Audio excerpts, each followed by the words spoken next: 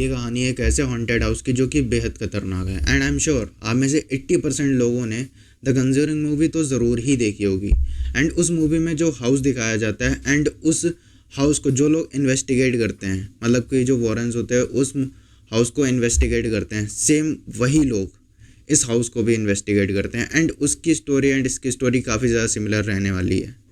And आप में से बहुत सारे लोगों का ये सवाल रहता है कि क्या सच में ये जो आप स्टोरी सुनाते हैं वो हंटेड जो होती हैं वो रियल इंसिडेंट्स होते हैं या फिर जस्ट एक स्टोरी होती है। तो मैं आपको एक चीज़ बताना चाहता हूँ कि मैं जो भी स्टोरी सुनाता हूँ वो सारे के सारे रियल इंसिडेंट होते हैं, कोई भी ऐसी बनावटी स्टोरीज़ नहीं होती। तो चलो वीडियो को शुरू करते हैं। पर अगर आप इस चैनल पर नए हो तो वीडियो को लाइक करके चैनल को सब्सक्राइब ज़रूर से कर लेना, कुछ ऐसा ही कंटेंट देखने के लिए। फ़िलहाल अभी हम लोग अपने मुद्दे पर आते हैं। न्यूयॉर्क में एक घर है जिसका एड्रेस है 112 ओसिन एवेन्यू, एमिटीविल। और वो घर देखने में कुछ ऐसा है जैसा आप अभी स्क्रीन पर देख पा रहे हो। ये घर 1924 के आसपास बना था और 1924 से लेकर के 1974 तक की वहाँ पर जो भी फैमिलीज रहीं वो एकदम खुश रहीं, उनको किसी भी तरीके की प्रॉब्लम्स फेस नहीं करनी पड़ी थी। पर 1974 में यहाँ पर एक फैमिली रहा करती थी जिस फैमिली का नाम था डेफ्यू फैमिली। इस फैमिली में कुछ 7 लोग हुआ करते थे और कुछ ही दिनों में वो 7 लोगों में से बचे सिर्फ और सिर्फ एक इंसान। 6 लोग मारे गए और मारा सिर्फ और सिर्फ एक इंसान ने, जो कि उसी फैमिली का मेंबर था। 13 नवंबर 1974 रात में 3:15 हो रहे थे। उसी समय उस घर के सबसे बड़े बेटे बुच ने उसके माँ बाप और अपने 4 भाई बहनों को मौत के घाट उतार दिया। उसने समय भी ऐसा चुना मारने के लिए जब सभी लोग सो रहे थे, तो किसी को वहाँ बचाने के लिए चांसेस तो बिल्कुल मिले ही नहीं। और कुछ दिनों बाद बुच पुलिस के पास गया और अपना गुनाह खुद कबूल कर लिया कि हाँ, अपनी फैमिली को हमने ही मारा है। लेकिन वो प्रॉपर क्लियरली बोल नहीं रहा था। वो कह रहा था कि मेरे बदन ने मारा है, पर मेरा दिमाग मेरी फैमिली को बिल्कुल ही नहीं मारना चाहता था। उस घर में मुझे आवाज़ें आती थी जो मुझे फोर्स करती थी अपनी फैमिली को ख़त्म करने के लिए। लेकिन जो उनका अपोनेंट था, जो उनकी फैमिली की तरफ से केस लड़ रहा था, उन्होंने इस चीज़ को मानने से बिल्कुल ही मना कर दिया। उसके बाद में बुच को आजीवन कारावास की सज़ा मिली। 1 साल बाद दिसंबर 1975 को एक फैमिली यहाँ पर रहने आई। लड्स उस परिवार का नाम था। टोटल 5 लोग थे, जॉर्ज एंड कैथी और उनके 3 बच्चे। घर खरीदते टाइम उनको किसी ने कुछ भी नहीं बताया कि इस घर में क्या हुआ था। लेकिन 1-2 दिन बाद उनको बताया गया कि इस घर में एक साथ 6 लोगों को मारा गया था। इस घर में इनका परिवार केवल 28 दिनों तक ही रह पाया। इतना महंगा घर खरीदने के बाद भी वो लोग सिर्फ यहाँ पर 28 दिन तक ही रह पाए। आज के इस वीडियो में आपको हर वो दिन बताऊँगा जो 28 दिनों में उन्होंने इतनी सारी प्रॉब्लम्स फेस करी, इतनी सारी मुसीबतों का सामना किया। डे 1 बच्चे वहाँ उस घर में घूम रहे थे, खेल रहे थे, तो उन्होंने महसूस किया कि उस घर में काफ़ी ज़्यादा ठंड है और ठंड का मौसम भी नहीं था और कुछ ऐसा नहीं, और घरों के मुकाबले कई गुना ज़्यादा ठंड थी वहाँ।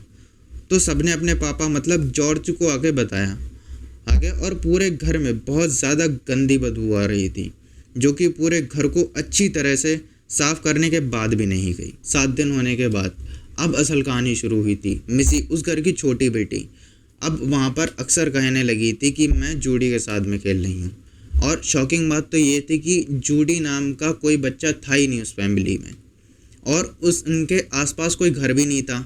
घर थे पर काफ़ी ज़्यादा डिस्टेंस पर थे और उनके घर में ना ही तो कोई आता था और ना ही तो कोई जाता था। लेकिन उस बच्ची को कुछ ना कुछ तो दिखाई देता था जो कि जूडी नाम का था। फिर धीरे धीरे मिसी जूडी का नाम कुछ ज़्यादा ही बार बोलने लगी थी। तो उनके पेरेंट्स ने उससे कहा कि बेटा जूडी नाम का यहाँ पर कोई भी नहीं है। तो मिसी कहती है पर मुझे तो दिखाई देता है। तो उनके पेरेंट्स ने सोचा कि शायद अभी वो 5-6 साल की है, तो इस वजह से थोड़ा सा अकेलापन महसूस कर रही होगी और खुद के मन में ही उसने मना लिया होगा। तो फिर इस वजह से उन्होंने उस चीज़ पर उतना ज़्यादा ध्यान नहीं दिया था। कुछ ही दिनों बाद उस फैमिली का सबसे छोटा बेटा डैनियल, उसके साथ एक हादसा हुआ। वो रात में तकरीबन 2-2:30 बजे उठा और टॉयलेट गया, और जब वह हाथ धुलने गया तो शीशे में उसने किसी को देखा और वो बहुत डर गया और सीधा अपने कमरे में जाकर के सो गया। सुबह उठा और अपने पापा के पास में गया। जिस तरीके से उसने हुलिया बताया जिसको उसने शीशे में देखा था, वह उस हुलिये से तो किसी भी एंगल से इंसान तो नहीं लग रहा था। इस घर में दरवाजे खिड़की का खुलना बंद होना, सामान इधर से उधर हो जाना काफ़ी ज़्यादा नॉर्मल हो गया था। और जॉर्ज को भी काफ़ी डरावने सपने आने लगे थे, लाइक उनके बच्चों को कोई कुछ कर रहा है। 15वें दिन कैथी किचन में थी और उसके सारे बच्चे उसके सामने खेल रहे थे। उसको अचानक से ऐसा लगा कि जैसे उसके पीछे से कोई गुजरा है। उसने पूरा घर देखा, उसे कोई नहीं मिला, लेकिन उसे प्रॉपर अच्छी तरह से फील हुआ था। और उस दिन के बाद उन लोगों को डेली बेसिस पर प्रेजेंस फील होने लगी। 20वें दिन उस घर की घटनाएं और भी ज़्यादा खौफनाक हो गई। ऐसा लग रहा था कि उस घर में 100 लोग रहते हों, पता नहीं अगले पल ही क्या हो जाएगा। चीज़ें इधर से उधर हो रही थी, खाने ख़त्म हो रहे थे, जगह जगह पर खून देखा जा रहा था। मिसी कहती जा रही थी कि ये सारी चीज़ें जूडी कर रहा है। इन सारी चीज़ों को देखते हुए उसकी फैमिली मान चुकी थी कि इस घर में हम लोगों के सिवा कोई और भी है। 28वें दिन सारी हदें पार हो गई थी। उनको अब सारी चीज़ें अपनी आंखों के सामने दिख रही थी।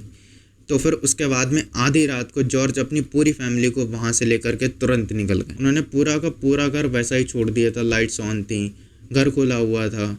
यहाँ तक कि उन्होंने अपनी पूरी ज़िंदगी की कमाई, सोने चांदी जेवरात सब कुछ वहीं छोड़ दिया था। एंड फाइनली वॉरेंस को वहाँ बुलाया गया। उस टाइम तक वॉरेंस काफ़ी ज़्यादा फेमस हो चुके थे एंड उन्होंने ही द कंज्यूरिंग वाला वो घर भी ठीक किया था। और वहाँ पर उनको ना बुलाया जाता ऐसा तो हो ही नहीं सकता था, क्योंकि वो घर काफ़ी ज़्यादा खतरनाक हो चुका था। पहले वॉरेंस ने सोचा कि लट्स फैमिली ये सब पैसे के लिए कर रही है, तो उन्होंने इन्वेस्टिगेशन करना ज़रूरी समझा और फिर उस घर में हर जगह पर कैमरे लगा दिए। कैमरे लगाने के बाद में उनको एक फ़ोटो मिला, जो कि अभी आप इस फोटो में देख पा रहे हो। ये वही बच्चा है जिसको बुच ने मारा था। जिसके बाद वॉरेंस को पता चल गया था कि लट्स फैमिली पैसों के लिए ऐसा बिल्कुल भी नहीं कर रही और ना ही तो इस घर की रेपुटेशन गिराने के लिए ऐसा कुछ कर रही है। तो उन्होंने बाद में बताया कि इस घर में काफ़ी ज़्यादा ताकतवर स्पिरिट्स रहती हैं, तो इस घर को किसी को भी सेल ना किया जाए और इस घर को रिस्ट्रिक्ट प्रॉपर्टी बनाकर छोड़ दिया जाए। लेकिन ऐसा हुआ नहीं। लट्स फैमिली ने तो उस घर को छोड़ दिया। जिसके बाद में 2-3 साल बाद वहाँ पर एक और फैमिली आई और उस फैमिली ने भी 15वें दिन उस घर को छोड़ दिया। उन्होंने बताया कि उस घर में एक छोटी सी बच्ची है जो पूरे घर में घूमती रहती है और काफ़ी सारी आत्माएं हैं जो कि उनको काफ़ी ज़्यादा परेशान कर रही थी वहाँ पर। अभी रिसेंटली दोबारा से वो घर $1.46 मिलियन का बिका है और वहाँ पर जो लोग रह रहे हैं वो लोग कैमरे के सामने आकर के या फिर मीडिया के सामने आकर के कुछ भी बोलना ही नहीं चाहते। हो सकता है वो लोग इस चीज़ को फेस कर रहे हों पर वो किसी के सामने बताना ना चाहते हो या फिर मीडिया के सामने ना आना चाहते हो। वैसे आपको क्या लगता है कि अभी वहाँ पर स्पिरिट्स हैं या फिर नहीं? मुझे कमेंट बॉक्स में ज़रूर बताना। और वीडियो अच्छी लगी हो तो वीडियो को लाइक करना, शेयर करना अपने दोस्तों के साथ में। और अगर ऐसा ही कुछ और भी कंटेंट देखना चाहते हो तो इस चैनल को सब्सक्राइब ज़रूर से कर लेना। फिलहाल मैं आपसे मिलता हूँ नेक्स्ट वीडियो में, जब तक के लिए गुड बाय।